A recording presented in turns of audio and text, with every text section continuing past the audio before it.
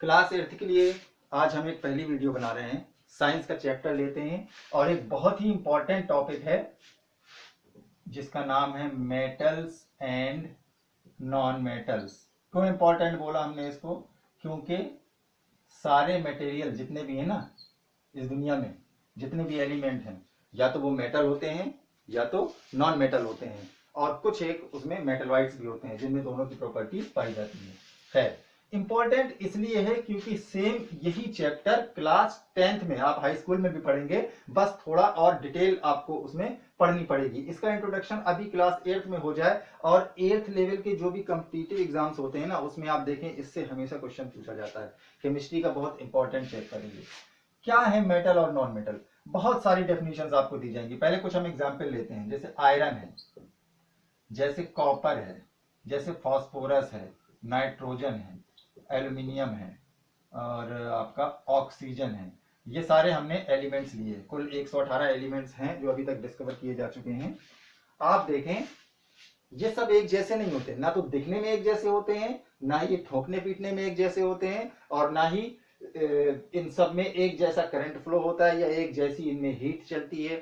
काफी कुछ डिफरेंसेस हैं, लेकिन एक कैटेगरी ऐसी होती है कि उन सब में वो प्रॉपर्टीज पाई जाती हैं। नहीं समझे? जैसे आपसे कोई बोलेगा मेटल, हिंदी में धातु बोलते हैं मेटल को, धातु, और इसको अधातु बोलते हैं, और पुराने जमाने से ही इसकी खोज हो चुकी थी, इनकी पहचान हो चुकी थी। सबसे पहले आप पढ़ते हैं ना हिस्ट्री में, क्लास 6 वाले पढ़ते हैं कि जब इंडस वैली सिविलाइजेशन या उससे पहले इंडस वैली सिविलाइजेशन से ही हम देखते हैं, तो उस समय सबसे ज्यादा कॉपर का यूज होता था। और कॉपर की एलॉय एक होती है ब्रॉन्ज, ब्रॉन्ज एज आपने पढ़ी है, ये उस जमाने से यूज हो रहा है। आयरन तो बहुत बाद में खोजा गया है, वैदिक पीरियड के बाद। तो खैर वो हिस्ट्री की बात है।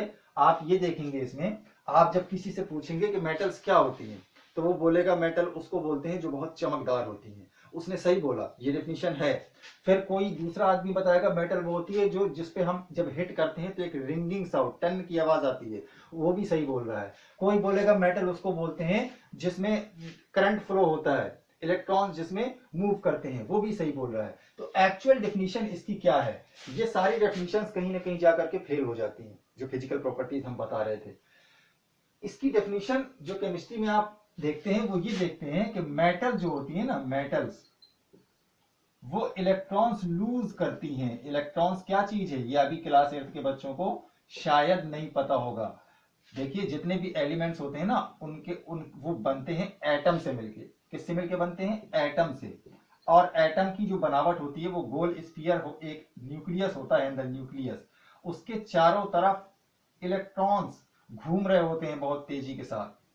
खैर, ये 9th में और उसके आगे आप लोग को डिटेल में पढ़ने को मिलेगा। बस आप इलेक्ट्रॉन्स को जानिए। इलेक्ट्रॉन्स का मतलब वो होता है जो बाहर घूम रहा है, चक्कर लगा रहा है। तो मेटल जो होती है वो क्या करती हैं? वो इलेक्ट्रॉन्स निकालती हैं, लूज मतलब इलेक्ट्रॉन्स को निकालती हैं, और जो नॉन मेटल्स होती हैं वो इलेक्ट्रॉन्स को ले लेती हैं। बस यही डिफरेंस है, और यही डेफिनेशन इनकी हमेशा चलेगी। क्या? मेटल्स इलेक्ट्रॉन निकालती हैं और नॉन मेटल्स इलेक्ट्रॉन लेती हैं। जैसे एक एग्जांपल मैं देता हूं, सोडियम मेटल है, ये इलेक्ट्रॉन निकालती है, इसलिए इसमें कैसा चार्ज आता है? पॉजिटिव। और जो क्लोरीन है वो नॉन मेटल है, वो इलेक्ट्रॉन लेती है, इसलिए उसमें चार्ज आता है नेगेटिव। प्लस का मतलब है कि इलेक्ट्रॉन निकालना, पॉजिटिव चार्ज, और एक इलेक्ट्रॉन निकाला। अगर दो निकालता है कोई, जैसे मैग्नीशियम, तो उसको 2+ लिखते हैं। जैसे कोई 3 इलेक्ट्रॉन निकालता है एल्यूमिनियम, तो उसको 3+ लिखते हैं। प्लस का मतलब इलेक्ट्रॉन दिया और बगल में उसकी गिनती लिखी होगी। इसी तरह से क्लोरीन ने 1 इलेक्ट्रॉन लिया तो बनता है NaCl। ये वही वाला नमक है जो आप खाते हो, टाटा नमक। ये गांधी जी ने भी, दांडी यात्रा आप लोग ने पढ़ी है हिस्ट्री में, या आप लोग क्लास 8th में तो पढ़ेंगे। साल्ट मार्च हुआ था ना 1930 में, तो गांधी जी ने समुद्र के पानी से जाके नमक बनाए थे। ये वही नमक है आप लोग जो खाते हो, कॉमन साल्ट। तो अब हम आते हैं मेटल एंड नॉन मेटल्स के बारे में थोड़ा सा डिटेल से देखेंगे। हम ये पढ़ेंगे कि मेटल्स की फिजिकल प्रॉपर्टीज क्या है। फिजिकल प्रॉपर्टीज का मतलब जो हम बिना उसको रिएक्शन कराए, खाली देख सुन के टच करके बता सकते हैं। तो पहली प्रॉपर्टीज बताई जाती है हमेशा कि मेटल्स हार्ड होती हैं। कैसी होती है? मेटल्स हार्ड होती हैं, बहुत मजबूत होती हैं। आयरन को देख लें आप, हार्ड का मतलब यह है कि आसानी से टूटती नहीं है। दूसरी प्रॉपर्टीज बताई जाती है मेटल्स की, इनमें लश्यर होता है। लश्यर का मतलब होता है चमक। इनका जो सरफेस होता है ना, वो शाइनिंग होता है मेटल्स का। तीसरा मैलेबल एंड डक्टाइल, दोनों नए वर्ड आपको सुनने को मिले हैं, इनका मतलब समझा देता हूं मैं। मेलेबिलिटी और डक्टिलिटी, इन दोनों का मतलब क्या है? मेलेबल का मतलब होता है जिस चीज को आप ठोक पीट के पतली पतली चादर में कन्वर्ट कर सकते हैं, malleability. It is the property of metal by which you can convert the metals into thin sheets by hammering. आप इनको चोट कर करके पतली से पतली करोगे, टूटेगी नहीं है, पतली होती चली जाएगी, बिल्कुल चादर बन जाएगी। इसी तरह से डक्टिलिटी भी एक प्रॉपर्टी है। Ductility means you can convert metal into long wires, ये खींच तान के खूब लंबी की जा सकती है। वायर जो बनते हैं कॉपर के, आप देखते हो घर में, तो वो कॉपर मेटल ही है, लेकिन वो लंबे लंबे तारों में खींची गई है। नॉन मेटल्स में ऐसा नहीं हो सकता था, इसी को डक्टिलिटी बोलते हैं। ये तन्यता कहलाती है। तन्यता मतलब तान सकते हो, और इसको आघात वर्धता बोलते हैं, मतलब इसमें चाहे जितना ठोकोगे पीटोगे आप, ये टूटेगी नहीं। नेक्स्ट प्रॉपर्टी मेटल्स की, जनरली, या सीधा सीधा सॉलिड लिखता हूं क्योंकि एक ही एक्सेप्शन है, मेटल हमेशा आपको सॉलिड मिलेंगी, ठोस। पांचवा, good conductors of heat and electricity. Heat माने गर्मी, इलेक्ट्रिसिटी माने बिजली। मेटल जो होती है ना, उनका अगर आप एक लंबी रॉड है मान लीजिए आयरन की, यहां से आप उसको गर्म करोगे अगर, तो जाहिर सी बात है अपने आप यहां भी गर्मी उसकी पहुंचेगी। इसका मतलब हीट अंदर उसके चलती है। कॉपर में भी यही होता है, एल्यूमिनियम में भी यही होता है, जितनी भी मेटल है। इसी प्रकार से इलेक्ट्रिसिटी भी, करंट, आपने एक लंबी सी रॉड ले ली, आयरन की ले ली, कॉपर की ले ली, एल्यूमिनियम की ले ली, और ये 10 मीटर लंबी रॉड ले ली। एक लड़के ने यहां से पकड़ लिया, दूसरे लड़के ने यहां से करंट वाला वायर उसमें लाके टच कर दिया, ये अपने आप उछक जाएगा। क्यों? क्योंकि उसको करंट मारा, उसने तो करंट यहां पर टच किया था वायर, लेकिन ये क्यों छिटका? ये इसलिए क्योंकि करंट इसके अंदर चल रहा था।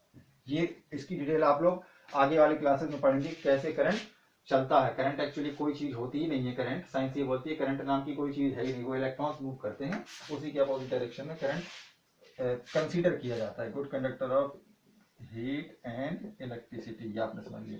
उसके बाद एक और प्रॉपर्टी है जिसको बोलते हैं high melting and boiling point. यानी मेल्टिंग का मतलब पिघलाना और बॉइलिंग का मतलब उबालना। मेटल्स को, ठोस होती है ना, उसको पिघलाने में और बॉइलिंग मतलब उबालने में बहुत ज्यादा टेम्परेचर देना पड़ता है, आसानी से पिघलती नहीं है, ना ही आसानी से, जब पिघलेंगी नहीं तो उबलेंगी कैसे। उसके बाद सातवां जो है पॉइंट, वो है सोनोरिटी। सबसे पहले अभी हमने बताया था, सोनोरिटी का मतलब होता है जो उसकी टनटनाहट है, मतलब they metals produce ringing sound on hitting. जब आप हिट करते हो उसको तो उसमें खनक आती है। अब हम इसमें ये देखेंगे कि मेटल्स की जितनी ये प्रॉपर्टीज हैं, तो कुछ एक आध उसमें एक्सेप्शंस भी हैं। एक्सेप्शंस का मतलब अपवाद, जो उसमें नहीं। जैसे हमने क्या बोला था, मेटल्स हार्ड होती हैं, सारी मेटल्स हार्ड होती हैं, लेकिन दो मेटल ऐसी भी हैं, पोटेशियम और सोडियम, जो हार्ड नहीं होती हैं। ये इतनी सॉफ्ट होती हैं कि इनको चाकू से, जैसे बटर आप मक्खन को काटते हो ना, वैसे इसको काट सकते हो। तो हार्ड तो होती है, लेकिन ये दो उसमें एक्सेप्शंस हैं। इसी तरह से हमने बोला था कि मेटल्स जो होती हैं उनमें वो सब सॉलिड होती हैं, सॉलिड। लेकिन एक मेटल है मरकरी, जो सॉलिड नहीं होती है, लिक्विड होती है। डॉक्टर के थर्मामीटर में होता है ना पारा, वही मरकरी है, वो मेटल है। उसकी सारी प्रॉपर्टीज मेटल जैसी हैं, बट वो सॉलिड नहीं है, अकेली ऐसी मेटल है जो लिक्विड स्टेट में पाई जाती है। इसी तरह से आपने पढ़ा कि मेटल में लश्यर होता है, सारी मेटल चमकदार नहीं होती। आयरन कहाँ चमकदार होता है, कितना खराब भद्दा सा लगता है। तो अब ये प्रॉपर्टीज जिनमें ना हो उनको हम बोलते हैं नॉन मेटल। तो नॉन मेटल की प्रॉपर्टीज आपको याद करने की कोई जरूरत नहीं है, क्योंकि आप मेटल्स की जब सारी प्रॉपर्टीज समझ चुके हैं, तो नॉन मेटल्स की ऑटोमेटिक, ये हार्ड होती हैं, ये ब्रिटल होती हैं। ब्रिटल का मतलब नाजुक, आप एक चोट मारोगे टुकड़े टुकड़े हो जाएंगे, और एक चोट मारोगे पाउडर बन जाएगा, खत्म हो जाएगा। लश्यर मतलब चमकदार होती हैं, ये चमकदार नहीं होती, डल होती हैं, बिल्कुल गंदी सी। मेलेबिलिटी, डक्टिलिटी नहीं होती है क्योंकि ब्रिटल हैं। सॉलिड मेटल सब होती हैं अकेली मरकरी को छोड़ के। नॉन मेटल्स या तो सॉलिड होती हैं या फिर गैस होती हैं, गैस। ऑक्सीजन, नाइट्रोजन सब गैसेस हैं, फास्फोरस, सल्फर, ये सब सॉलिड हैं। तो देखिए मेटल्स या तो सॉलिड होंगी या तो गैस, लेकिन इसमें भी एक एक्सेप्शन है जिसको हम कहते हैं ब्रोमीन। ये नॉन मेटल अकेली ऐसी है जो लिक्विड स्टेट में पाई जाती है। फिर उसके बाद ये गुड कंडक्टर हैं और नॉन मेटल्स बैड कंडक्टर हैं। लेकिन इसमें बैड कंडक्टर के साथ साथ ग्रेफाइट जो है ना, कार्बन का ही एक वो है एलोट्रॉप, ग्रेफाइट गुड कंडक्टर है, हीट का भी इलेक्ट्रिसिटी का भी। ये एक्सेप्शन आप याद करते चलिए। और अभी अभी हमने बताया था कि नॉन मेटल्स ब्रिटल होती है, नाजुक होती है, लेकिन डायमंड को किसी की ताकत है तोड़ सके, हथौड़ी से चोट मार के कभी नहीं तोड़ पाएगा। दुनिया का सबसे मजबूत ये सब्सटेंस है, हार्डेस्ट मटेरियल। ये ब्रिटल होती है, लेकिन डायमंड कोई नाम का एलिमेंट नहीं है, वो कार्बन ही है। कार्बन के दो एलोट्रॉप होते हैं, ग्रेफाइट और डायमंड। ये दोनों एक्सेप्शनल केसेस हैं नॉन मेटल्स के लिए। यानी नॉन मेटल जो हमने बताया गुड कंडक्टर होती है हीट और इलेक्ट्रिसिटी की, लेकिन graphite good conductor bad conductor नहीं होता, गुड कंडक्टर होता है। इसी तरह से नॉन मेटल्स हमने बताया हार्ड होती हैं, वो ब्रिटल होती हैं, नाजुक होती हैं, लेकिन डायमंड नहीं होता। तो इस तरह से ये सारी फिजिकल प्रॉपर्टीज आपने समझ ली। अब आते हैं केमिकल प्रॉपर्टीज के ऊपर।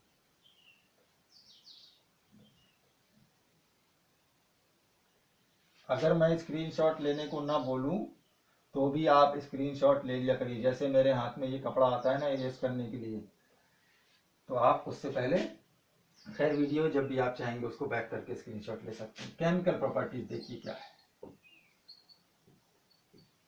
यानी इनका रिएक्शन कैसे होता है। बहुत जल्दी जल्दी समझेंगे हम लोग, क्योंकि सिलेबस में आपके ज्यादा कुछ है नहीं, समझना ज्यादा है आपको। इसमें केमिकल प्रॉपर्टीज में सबसे पहले मेटल्स की केमिकल प्रॉपर्टीज हम देखेंगे। ऑक्सीजन से रिएक्शन कैसे करती है मेटल, ये मेटल ऑक्साइड बनाती है। क्या बनाती है? Metal oxide. जब भी कोई मेटल ऑक्सीजन से रिएक्शन करेगी तो क्या बनाएगी? Metal oxide. जैसे कॉपर ऑक्साइड बना। और इस ऑक्साइड का नेचर ये है कि ये बेसिक होती है। बेसिक मींस ये बेस बनाती है आगे चल के। जब इसको पानी में आप मिला दोगे तो ये बेस बन जाएगा। एसिड बेस साल्ट आप लोग शायद 7th में पढ़ चुके हो, या नहीं पढ़ा होगा तो 10th में पढ़ लेना। सारा कुछ मैं ही थोड़ी पढ़ा दूंगा। बेसिक का मतलब होता है कि मेटल की जो ऑक्साइड है वो जब वाटर में डिसॉल्व की जाएगी तो बेस बनाएगी। नॉन मेटल की जो ऑक्साइड होती है ना, नॉन मेटल की, वो भी ऑक्साइड होती है, लेकिन वो नेचर में होती है कैसी? एसिडिक। यानी अगर इनको पानी में डिसॉल्व कर दो तो क्या बना देगी? एसिड। जैसे सल्फर है, उसकी ऑक्साइड जो होती है वो सल्फर डाइऑक्साइड होती है। इसको आप जब पानी में मिला दोगे, किस में मिला दोगे? पानी में, तो ये बना देगी सल्फ्यूरस एसिड। Sulphurous acid. इसी तरह से सल्फ्यूरिक एसिड बनता है, नाइट्रिक एसिड, हाइड्रोक्लोरिक एसिड, बहुत कुछ बनता बिगड़ता रहता है।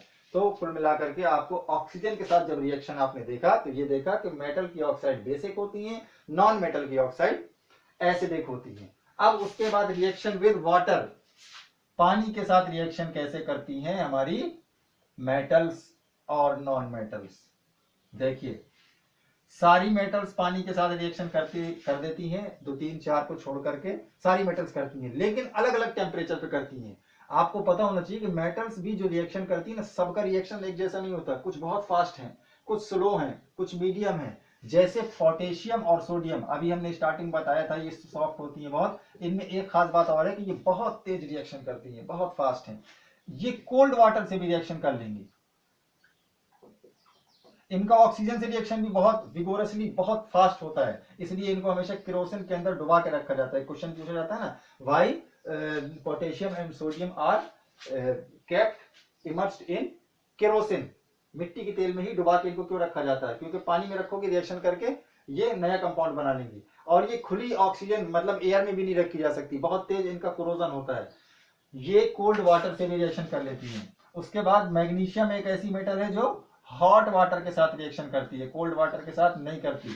फिर कुछ हैं जैसे आयरन, कॉपर वगैरह, ये हॉट वाटर से भी नहीं करती, बल्कि किससे करती हैं? स्टीम, मतलब भाप से।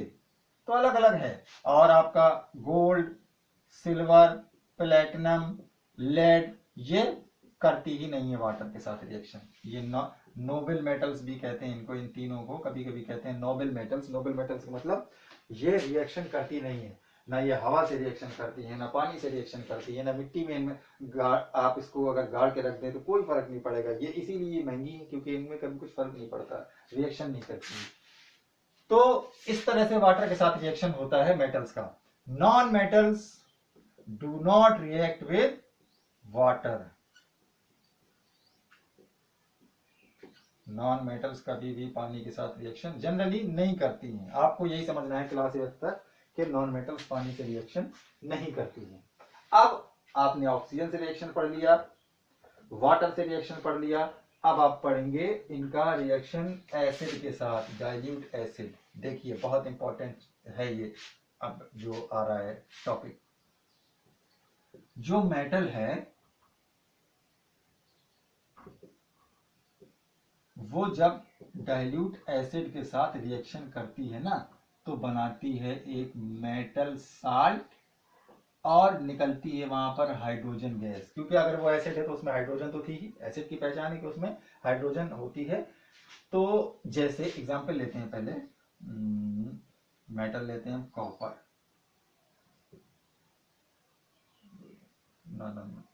जिंक लेते हैं, जिंक, और एसिड हमने लिया सल्फ्यूरिक एसिड।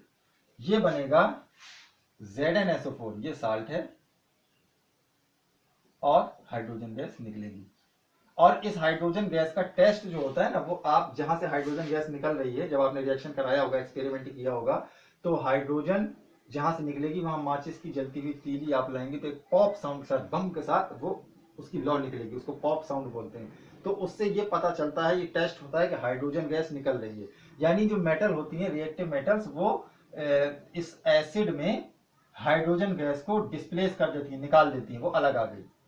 और इसी से रिलेटेड आप डिस्प्लेसमेंट रिएक्शन भी समझ लें। डिस्प्लेसमेंट रिएक्शन क्या है? डिस्प्लेसमेंट का मतलब किसी को उसकी जगह से खिसका देना। मेटल्स में भी कुछ मेटल्स हमने बताया ना बहुत रिएक्टिव होती हैं, कुछ मीडियम होती हैं, कुछ बिल्कुल कम होती हैं। जैसे कोई ताकतवर लड़का है, वो अपने से कमजोर लड़के को धक्का मार के उसकी सीट से हटा देता है, वो अपना बैग वहां पर रख लेता है। आप लोगों ने भी क्लास में देखा है ऐसा कई बार, या आप लोग खुद भी करते होंगे। गंदी बातें नहीं करना चाहिए। तो ऐसी मेटल्स भी होती हैं, कुछ पावरफुल होती हैं, जैसे potassium, sodium, calcium, magnesium, aluminium, zinc, iron, lead, hydrogen, copper, mercury, silver, gold. इतनी मुझे याद है फिलहाल अभी। सबसे पावरफुल पोटेशियम, सोडियम, कैल्शियम। यहाँ कुछ कंफ्यूजन है मुझे, शायद एल्यूमिनियम पहले है कि मैग्नीशियम पहले, इन तीन में डाउट है, बाकी पूरी सीक्वेंस सही है। तो आप जान रहे हैं देख के इसको, इस सीरीज को, इसको रिएक्टिविटी सीरीज बोलते हैं। आपको समझ में आ रहा होगा कि कॉपर से ज्यादा ताकतवर है जिंक। तो जब रिएक्शन होगा कॉपर के किसी साल्ट के साथ, एक्वस सोल्यूशन होगा उसमें, जैसे मान लीजिए कॉपर सल्फेट है, उसका रिएक्शन हुआ जिंक से, तो आप देखें जिंक ज्यादा ताकतवर है। एक मुक्का मारेगा कॉपर को, उसको अलग फेंक देगा। सॉरी, मार्कर ही गिर गया, जोश में आ गए। तो जिंक सल्फेट, जिंक सल्फेट बना और इसने कॉपर को निकाल के बाहर फेंक दिया। इसको बोलते हैं डिस्प्लेसमेंट रिएक्शन। क्या बोलते हैं? Displacement reaction. कोई भी ज्यादा रिएक्टिव मेटल जो होती है वो कम रिएक्टिव मेटल को डिस्प्लेस कर देती है। लेकिन अब जैसे एक एग्जांपल लेते हैं, कॉपर ऑक्साइड, या हम लेते हैं लेड प्लस जिंक ऑक्साइड। तो आप क्या सोच रहे हैं, लेड ऑक्साइड बन जाएगा और जिंक को बाहर फेंक देगा? ऐसा नहीं होगा, क्योंकि जिंक ज्यादा ताकतवर है लेड से। तो इसमें रिएक्शन नहीं होगा, डिस्प्लेसमेंट नहीं होगा। इसको डिस्प्लेसमेंट रिएक्शन बोलते हैं। ठीक है ना? और लास्ट में इतना समझ लें कि नॉन मेटल जो होती है, जैसे वो वाटर से रिएक्शन नहीं करती ना, ऐसे वो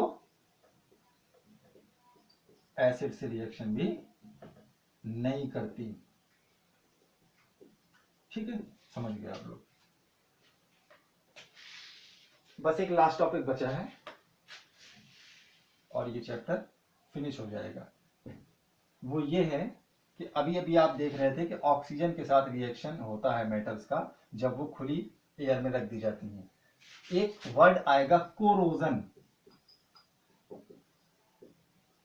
क्षरण, शायद हिंदी में क्षरण बोलते हैं। मैं हिंदी वर्ड्स में कभी कभी कंफ्यूज हो जाता हूँ क्योंकि मैं खुद भी इंग्लिश मीडियम से पढ़ा हूँ, तो कभी कभी हिंदी मीडियम के बच्चों को पढ़ाते हैं, उनकी बुक देखते हैं तो याद आ जाता है। होता क्या है, जब किसी मेटल को, जो रिएक्टिव मेटल है, उसको आप एटमॉस्फेयर के जब कांटेक्ट में, डायरेक्ट वो एयर के कांटेक्ट में आती है ना, तो उसकी जो ऊपरी लेयर है उसका रंग बदल जाता है और वो टूट टूट के झड़ के गिरने भी लगती है, उसी को हम कोरोजन बोलते हैं। और आयरन के केस में उसको जंग लगना बोलते हैं, रस्ट। जब आयरन के साथ कोरोजन होता है तो उसको रस्टिंग बोलते हैं। कोरोजन की डेफिनेशन ये है, the slow destruction of metal. फौरन थोड़ी हो जाता है, जब आप रख काफी लंबे समय तक रखी रहेगी, मॉइस्ट एयर होना चाहिए। हाँ, एक चीज और बता दूं आपको, मॉइस्ट एयर यानी नमी वाली जो हवा होगी ना, तब जंग लगता है, ऐसे आसानी से नहीं लगता। एक एक्टिविटी भी पढ़ाई जाती है, 3 टेस्ट ट्यूब ली जाती हैं, उसमें आयरन की नेल्स, मतलब पतली पतली जो लोहे की कीलियां होती हैं, वो आप इनमें डाल के रखते हो, तीनों में, इसमें पूरा पानी भर देते हो, पूरी कीलें जो है वो पानी में डूब जाती हैं, इसमें आप कुछ भी नहीं डालते हो, बिल्कुल सूखा रहता है। और तीसरे वाले टेस्ट ट्यूब में आप गीली करके, जो रुई होती है ना, कॉटन, उन रुई को गीली कर करके इनके बीच बीच में रख देते हो। पूछेगा बताइए कोरोजन किस में होगा, कौन सी आयरन की जो नेल्स हैं, कीले हैं, उनमें जंग लगेगा? इसमें नहीं लगेगा, क्योंकि पानी में तो डूबी है लेकिन एयर से कांटेक्ट इनका नहीं हो रहा। ये एयर से तो कांटेक्ट हो रहा है लेकिन वाटर नहीं है, इनमें दोनों से कांटेक्ट बराबर हो रहा है, तो इसमें जंग लगेगा सबसे पहले। लेकिन ये धीरे धीरे जंग लगने की प्रक्रिया जो होती है, क्षरण होने की, वो बहुत धीमे धीमे होती है। तो the slow destruction of metals when they are exposed to air for long time, बहुत लंबे समय तक जब खुली छोड़ दी जाती है मॉइस्ट एयर में हमारी मेटल्स, तो उनका कोरोजन हो जाता है। कोरोजन होते होते, जैसे आयरन, वो एल्यूमिनियम है, तो वो एल्यूमिनियम ऑक्साइड बना लेती है। और ये एल्यूमिनियम ऑक्साइड जो होती है, जैसे एल्यूमिनियम है, बिल्कुल प्योर एल्यूमिनियम है, ये जब इसका कोरोजन होगा तो इसके ऊपर ऊपर लेयर बन जाएगी किसकी, एल्यूमिनियम ऑक्साइड, यानी इसने बाहर की एयर में जो ऑक्सीजन मौजूद है उससे रिएक्शन इसने कर लिया और बना लिया एल्यूमिनियम ऑक्साइड, और उसकी एक लेयर इसके ऊपर चढ़ जाएगी। लेकिन ये लेयर बनने से एल्यूमिनियम को फायदा बहुत होता है, क्यों? क्योंकि जब एल्यूमिनियम ऑक्साइड से ढक गई है पूरी, तो फिर फर्दर इसका कोरोजन नहीं हो पाता। इसी तरह से कॉपर का भी कोरोजन होता है, ग्रीन ग्रीन उसमें लेयर बन जाती है, बड़ी खराब दिखती है वो कॉपर कार्बोनेट और कॉपर हाइड्रोक्साइड, इस टाइप से 2 कंपाउंड बन जाते हैं, उसको हम बोलते हैं कॉपर में जंग लग गया, यानी ग्रीन ग्रीन जंग लग जाता है। तो ये होता है कोरोजन। नेक्स्ट टॉपिक बहुत जल्दी से समझ लीजिए, बस 1 मिनट का है, वो है एलॉय। एनसीईआरटी के सिलेबस में तो नहीं है क्लास 8 में एलॉय, लेकिन पहले हुआ करता था कुछ बुक्स में, तो इसलिए इसको समझाना मैं जरूरी समझता हूं। जब मेटल और मेटल या नॉन मेटल मिक्स कर दी जाए किसी खास मकसद के लिए, 2 मेटल मिक्स कर दिए जाए, 2 या 3 मेटल, या 1 मेटल और कुछ नॉन मेटल्स, इस तरह से मिक्स कर दिए जाए कि होमोजीनियस मिक्सचर, मतलब पूरे पूरे में बराबर बराबर मिला दी जाए और एक नया मटेरियल बन जाता है, उसको बोलते हैं एलॉय, मिश्र धातु, यानी मिला के बनाई गई। जैसे अभी ब्रॉन्ज का हमने एग्जांपल लिया था ना, ब्रॉन्ज, ये भी एक एलॉय है,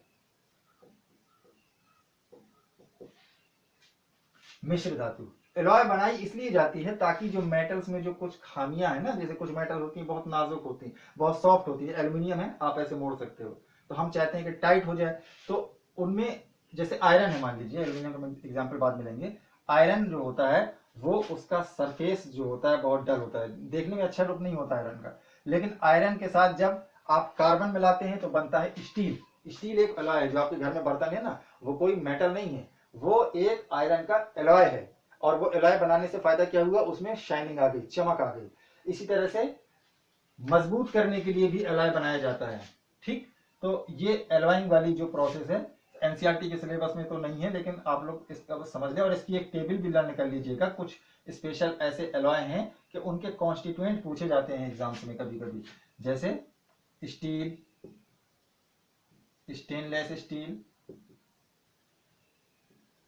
और ब्रॉन्ज, ब्रास, ड्यूरेलुमिन, और 4-6 और हैं। उनके कॉन्स्टिट्यूएंट आपको याद करने हैं। कॉन्स्टिट्यूएंट मतलब जिनसे, जिनके मिलके बने हैं, जिनसे। ठीक। अब इसके आपको पढ़ने हैं यूजेस, लास्ट में इस चैप्टर के लास्ट में आपको पढ़ने हैं uses of metals and non metals.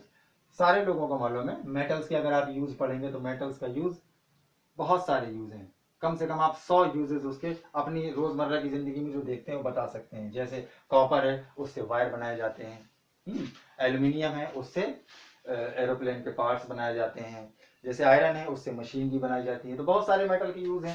Aluminium का एक यूज क्या है, वो जो खाने वगैरह की पैकिंग होती है तो पतली सी जो ऊपर पन्नी चढ़ी होती है उसमें चमकीली, वो भी एल्यूमिनियम की होती है। और नॉन मेटल्स की यूज क्या है, जैसे मान लीजिए फास्फोरस है, नॉन मेटल है, उसका यूज क्या है, वो खाद यूरिया बनाने में यूज होता है। नाइट्रोजन भी आपका प्लांट्स के लिए बहुत इंपॉर्टेंट है। ऑक्सीजन तो हमारे लिए सबसे ज्यादा इंपॉर्टेंट है क्योंकि हम सांस लेते हैं उससे। तो इस तरह से इसके यूजेस आप बुक में जितने दिए हो याद कर लीजिएगा। और ये चैप्टर हमारा फिनिश हो चुका है। नेक्स्ट चैप्टर हम लोग पढ़ेंगे अब साइंस में, आपको पहले से ही मैं बताया देता हूँ, वो फिजिक्स का, ये केमिस्ट्री का चैप्टर था, फिजिक्स का हम चैप्टर पढ़ेंगे फोर्स। ये भी चैप्टर हम इसलिए ले रहे हैं क्योंकि आपको नेक्स्ट ईयर ये 9th में पढ़ना है डिटेल से। ठीक।